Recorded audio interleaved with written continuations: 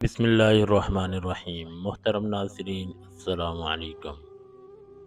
قربانی کی حقیقت۔ اصل میں قربانی کی حقیقت تو یہ تھی کہ عاشق خود اپنی جان کو خدا تعالیٰ کے حضور میں پیش کرتا، مگر اللہ تعالیٰ کی رحمت دیکھیے، اللہ کو یہ گوارا نہ ہوا، اس لیے حکم دیا کہ تم جانور ذبح کر دو، ہم یہی سمجھیں گے کہ تم نے اپنے آپ کو قربان کر دیا۔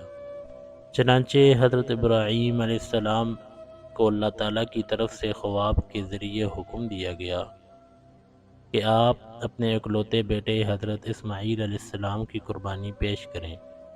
اب دیکھیے کہ حکم اول تو اولاد کے بارے میں دیا گیا، اولاد بھی کیسی، فرزند اکلوتا، اور فرزند بھی ناخلف نہیں بلکہ نبی معصوم۔ ایسے بچے کی قربانی کرنا بڑا مشکل کام ہے۔ حقیقت میں انسان کو اپنی قربانی پیش کرنا اتنا مشکل نہیں، مگر اپنے ہاتھ سے اپنی اولاد کی قربانی پیش کرنا اور اپنے ہاتھ سے ذبح کرنا بڑا مشکل کام ہے۔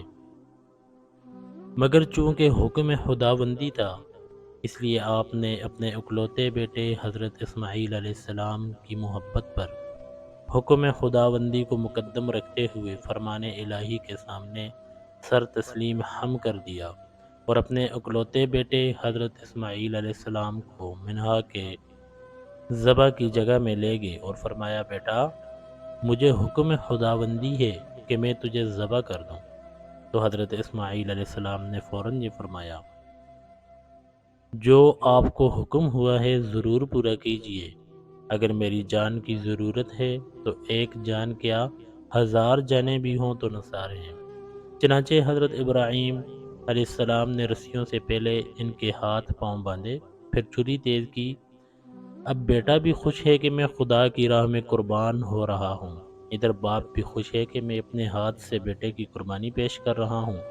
چنانچہ حکم خداوندی کی تعمیل میں اپنے بیٹے کی گردن پر چھری چلا دی۔ جب چھری کند ہوگی تو اس وقت حکم الہی ہوا، بے شک آپ نے اپنا خواب سچ کر دکھایا، ہم نیکوکار لوگوں کو اسی طرح جزا دیا کرتے ہیں۔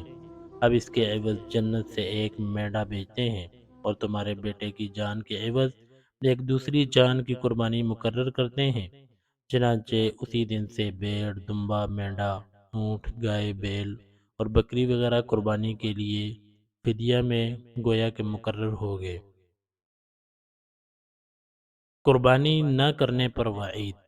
حضرت ابو ہریرہ رضی اللہ تعالی عنہ سے روایت ہے کہ رسول اللہ صلی اللہ علیہ وسلم نے ارشاد فرمایا، جس کے پاس گنجائش ہو اور اس کے باوجود وہ قربانی نہ کرے تو وہ ہماری عید کے قریب بھی نہ آئے۔ قربانی کس پر واجب ہے؟ قربانی ہر مسلمان عاقل بالغ مرد عورت پر واجب ہے، کافر پر نہیں۔ مالدار یعنی صاحب نصاب پر واجب ہے، غریب پر نہیں۔ آپ صلی اللہ علیہ وسلم کا ارشاد ہے، مالدار ہونے کے باوجود جو قربانی نہ کرے وہ ہماری عیدگاہ میں نہ آئے۔ قربانی مقیم پر واجب ہے، مسافر پر نہیں۔ حضرت علی رضی اللہ تعالیٰ عنہ فرماتے ہیں، مسافر پر قربانی واجب نہیں، اسی وجہ سے حجاج کرام پر عید کی قربانی واجب نہیں، بشرطے کہ وہ مسافر ہوں۔ لہٰذا اگر حاجی 15 دن پہلے سے مکہ مکرمہ میں مقیم ہوں، وہ مالدار ہوں تو اس پر عید کی قربانی واجب ہو جائے گی۔